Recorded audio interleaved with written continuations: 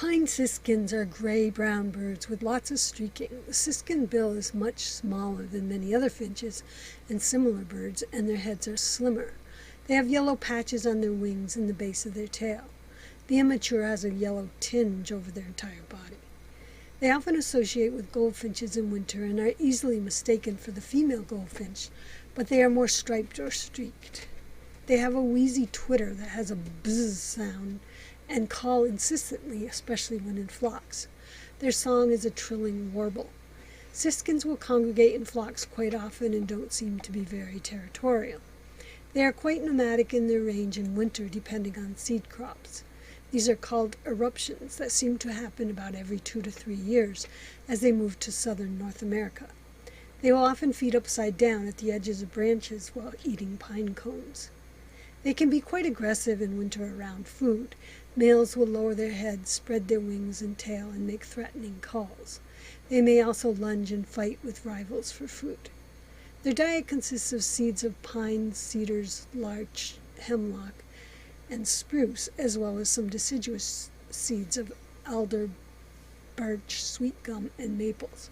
They will eat the young buds of willows, elms, and maples, and soft stems and leaves of weeds and grass seed, dandelion, chickweed, sunflower, and ragweed. They also like insects, spiders, and grubs, sometimes plucking insects from the air. They will eat thistle and niger seed at feeders, as well as droppings of bigger seeds from other birds. In fact, they sometimes forage close to heavy-beaked birds to pick up their droppings. They will drink sap coming from sapsucker holes and feed on minerals like ashes, road salt, and fresh cement. Breeding takes place in the northern climates like southern Canada and the northern northeast, but after a large eruption of winter in southern areas, they may breed much farther south than normal if the food source remains good. To keep warm in these colder climates, they increase their metabolic rates at night. They also put on more fat than most birds their size. The female does not leave the nest at all to protect their eggs from the cold. They also can store a lot of food in their crop to give them energy on cold winter nights. Courtship occurs toward the end of winter and consists of the male chasing and presenting seeds to the female, as well as fluttering in circles while singing. He also can sing from a high perch. They build their nest in coniferous or mixed forest, usually, and is generally concealed by foliage. They often nest in a small colony of several pairs. The female builds a nest with twigs, grass, leaves, weed stems, rootlets, bark, and lichen, and forms into a saucer shape.